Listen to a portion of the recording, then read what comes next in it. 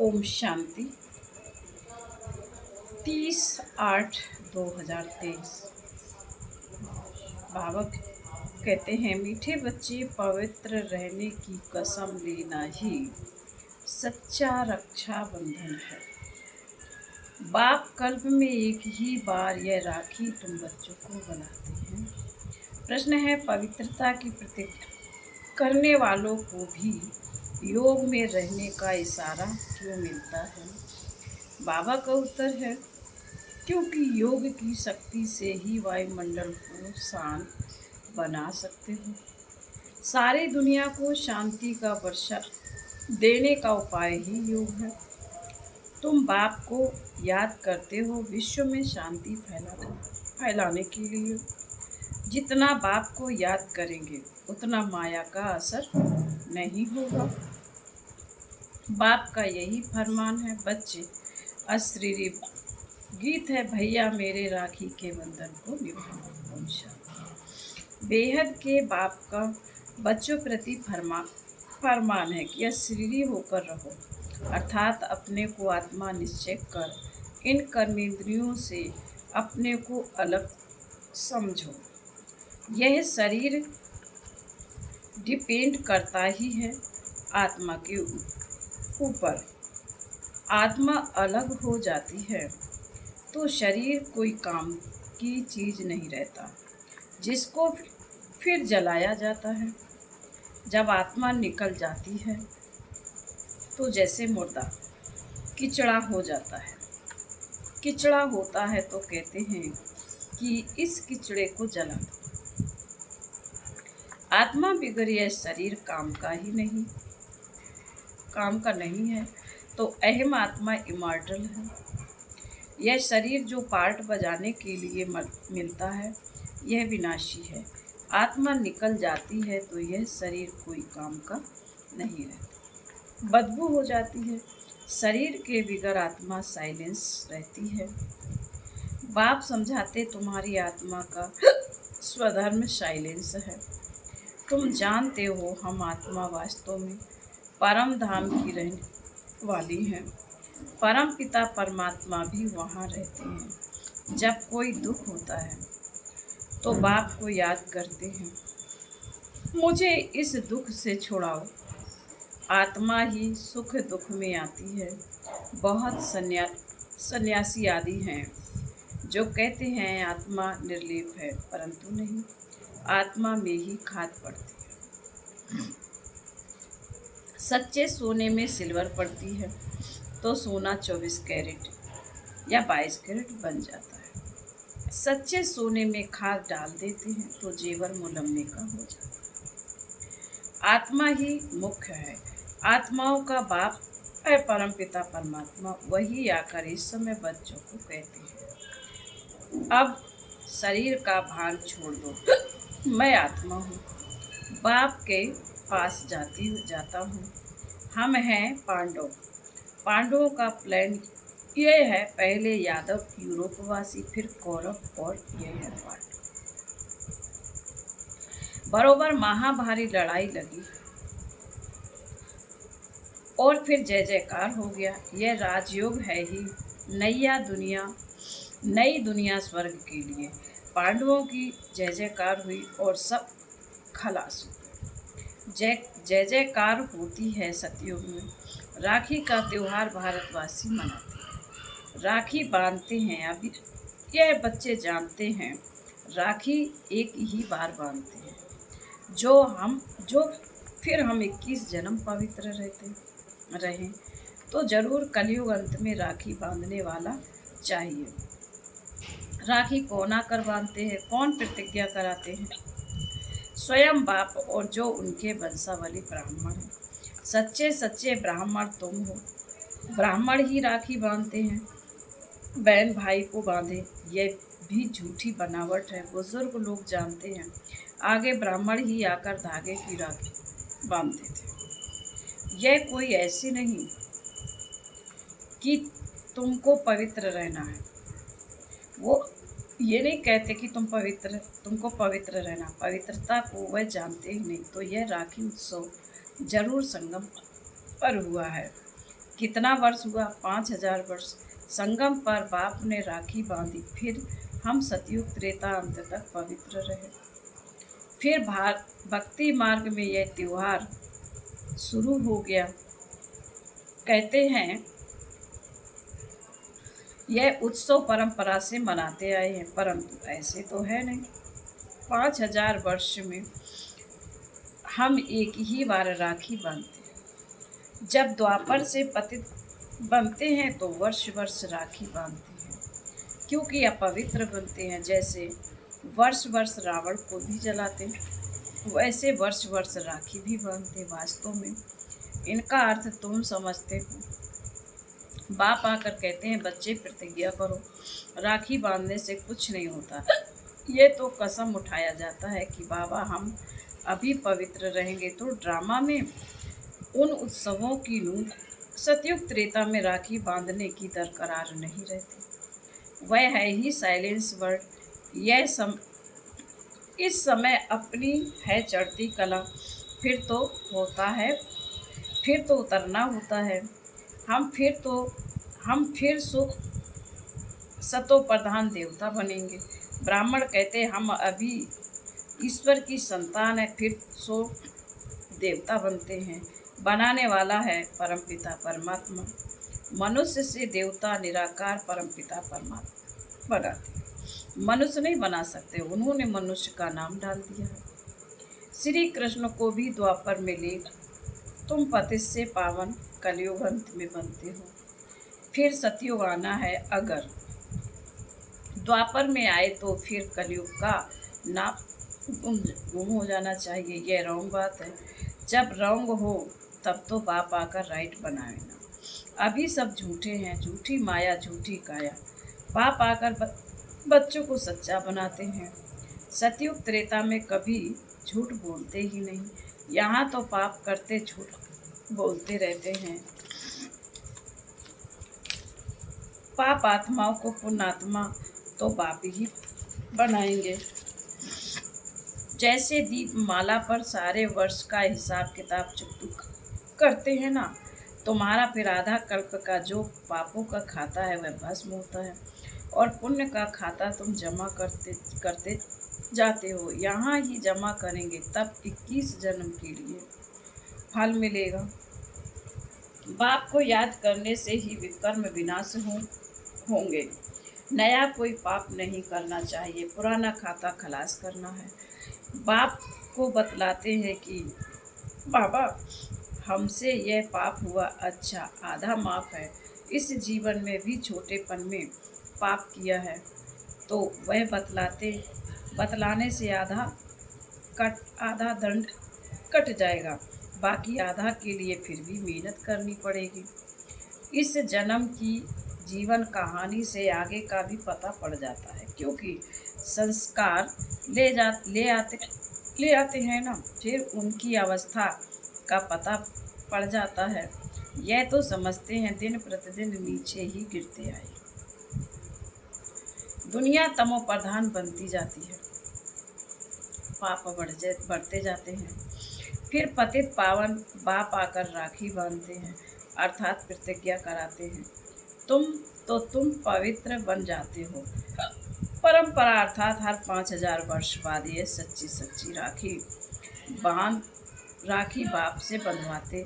फिर उनकी रस्म रिवाज आधा कल्प चलती है। उसका महत्व बहुत है। पहले महत्व है जो राखी बांधते हैं, उनका उत्सव है मुख्य। ऊंच उत्सव है शिव जयंती, जिसका कोई को पता नहीं है कि वह कब आए हैं, क्या आकर किया है। इब्राहिम, बुद्ध, क्राइस्ट आदि कब आए, यह तो सब जानते हैं ना। उनसे आगे सतयुग त्रेता में क्या था, वह हिस्ट्री ज्योग्राफी कोई जानते नहीं। देवी देवताओं की राजधानी कैसे स्थापन हुई है, कितना समय चली, यह कोई जानते नहीं। मुख से कहते हैं सतयुग के लक्ष्मी नारायण सर्वगुण संपन्न, 16 कला संपूर्ण निर्विकारी थे। लक्ष्मी नारायण तो हुए महाराजा महारानी। उन्हों का बचपन भी चाहिए, बच्चों का किसी को पता नहीं है। राधे कृष्ण को फिर उल्टा द्वापर में ले जाते। यह मनुष्यों की अपनी कल्पना है। सतयुग की आयु भी लाखों वर्ष लिख दी है। इतनी तो होनी नहीं चाहिए। खुद भी कहते हैं 3000 वर्ष बिफोर क्राइस्ट बरोबर देवी देवताओं का राज्य था। तो फिर सतयुग को इतने वर्ष क्यों देते? सहज बात है ना। परंतु माया पत्थर बुद्धि बना देती, जो बिल्कुल ही भूल जाते हैं कि हम देवी देवता थे। नंबर 1 ही जब नारायण बनता तो उनको यह ज्ञान नहीं होता। ज्ञान प्राय लोप हो जाता है। बाप कहते अभी तुमको ज्ञान देता हूँ मनुष्य से देवता बनाने का। देवता बन गए फिर क्या सिखलाएंगे? दरकरार ही नहीं। तो राखी का उत्सव भी तुम जानते हो। यह सब उत्सव वर्ष वर्ष होते हैं। कुंभ का मेला, सागर नदी का मेला भी बड़ा भारी लगता। सागर और ब्रह्मपुत्र नदी का मेला मशहूर है। सागर तो बाप है, उनसे पहले यह ब्रह्मपुत्र निकली, फिर वृद्धि होती जाती। सागर और ब्रह्मपुत्र का मेला देखने वहाँ फिर है नदियों का मेला, उनमें भी साफ पानी और मैला पानी दिखाई पड़ता है। वहाँ भी हर वर्ष मेला, वर्ष वर्ष जाकर पतित से पावन बनने स्नान करते हैं। अभी तुम संगम युग करो। बरोबर इस समय तुम ज्ञान सागर से आकर मिले हो। यह है संगम का सुहावना समय, जबकि आत्माओं का परमपिता परमात्मा से मिलन होता है। तुम बच्चे जानते हो, जो भी पर्व मनाते वह सब अभी के हैं। आज है रक्षाबंधन, बाबा थोड़ी राखी भी ले आए। अब बाबा पूछते हैं किसको से बाबा से राखी बंधवानी है, वह हाथ उठावे। पहले 2-4 ने उठाया, फिर बाबा ने कहा शिव बाबा से जिनको राखी बंधवानी हो वह हाथ उठावे, तो मेजॉरिटी ने हाथ उठाया। बाप दादा बोले क्या तुम सब पावन नहीं बने हो जो राखी बंधवाते हो? फिर मम्मा से बाप दादा ने पूछा तो मम्मा बोली राखी तो बांधी ही हुई है। देखो बाबा ने बच्ची की परीक्षा ली तो सब फेल हो गए। मम्मा ने ठीक कहा, तुम तो पवित्र ही हो, बाकी ज्ञान की धारणा पर मदार है। खजाना तो मिलता ही रहेगा। जब तक जीते हो तब तक खजाना इकट्ठा करते रहो। पवित्र तो तुम हो, परंतु याद में रहने से तुम वायुमंडल को शांत बनाते हो, सारी दुनिया को शांति का वर्षा दे रहे हो।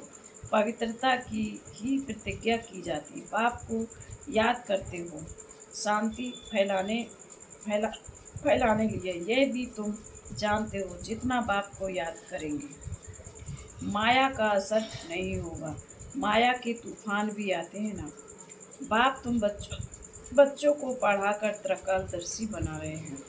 ड्रामा के आदि मदन को तुम जानते हो।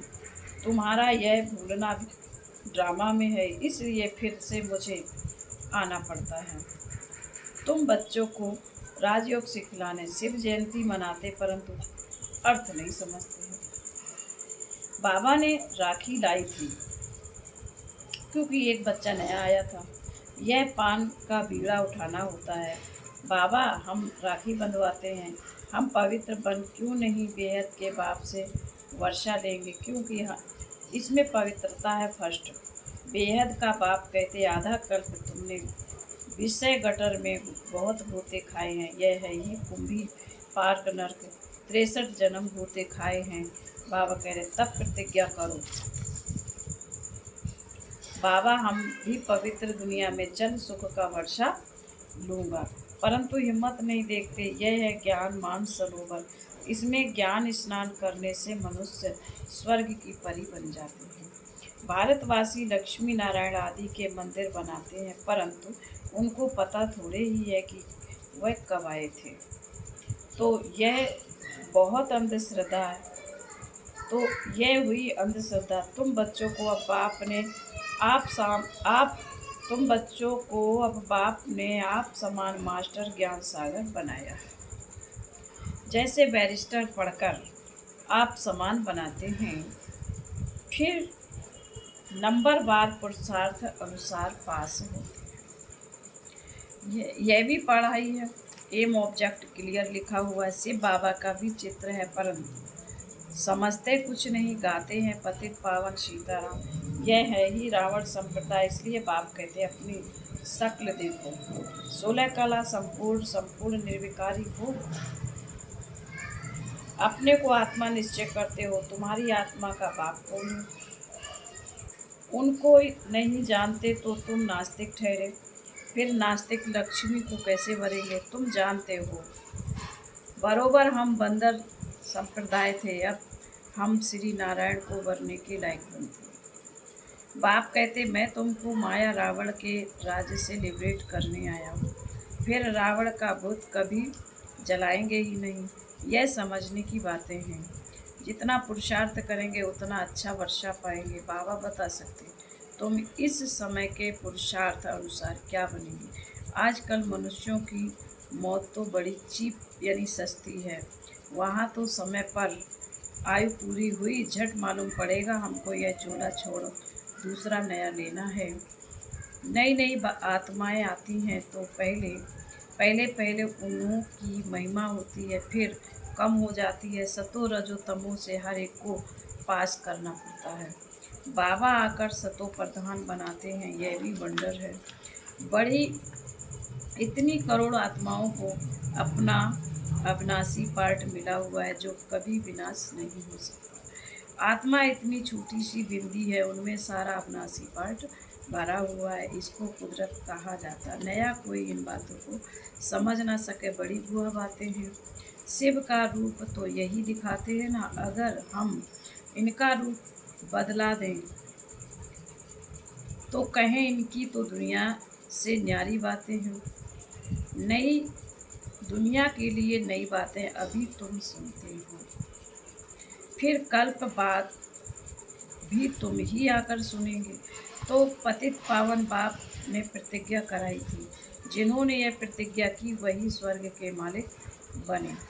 इसलिए यह त्योहार मनाया जाता है। सच्चे सच्चे ब्राह्मण धर्म सरस्वती ब्राह्मणी ऊंची गाई जाती है। फिर बाबा कहते अच्छा मीठे मीठे शिकिड़ दे बच्चों प्रति माता पिता बाप दादा का याद प्यार और गुड मॉर्निंग। रूहानी बाप की रूहानी बच्चों को नमस्ते। हम रूहानी बच्चों की रूहानी माता पिता बाप दादा को याद प्यार गुड मॉर्निंग और नमस्ते नमस्ते। ओम शांति। धारणा के लिए मुख्य बाबा कहते हैं पुराने विकर्मों का खाता खलास कर पुण्य का खाता जमा करना है। याद में रह शांति का वायुमंडल बनाना है। नंबर 2 पवित्रता की प्रतिज्ञा कर पवित्र रहने की सच्ची राखी हर एक को बांधनी है। वरदान है सदा दिल खुश मिठाई खाने और खिलाने वाले सच्चे सेवादारी खुश मिजाज हो। जो रोज़ अमृत वेले दिल खुश मिठाई खाते हैं वे स्वयं भी सारा दिन खुश रहते हैं और दूसरे भी उनको देख खुश होते हैं। यह दिल खुश की खुराक कैसे भी परिस्थिति को छोटा बना देती है, पहाड़ को रुई बना देती है। तो सदा यही स्मृति रखो कि हम दिल खुश मिठाई खाने और दूसरों को खिलाने वाले हैं। रोने की परिस्थिति में भी मन सदा खुश रहे तब कहेंगे खुश मिजाज। उनके चेहरे से भी सेवा होती है। उनकी सूरत ज्ञान की सीरत को प्रत्यक्ष करती है। स्लोगन है जिसके हर संकल्प से अनेकों को श्रेष्ठ जीवन बनाने की प्रेरणा प्राप्त हो वही पुण्य आत्मा है। ओम शांति।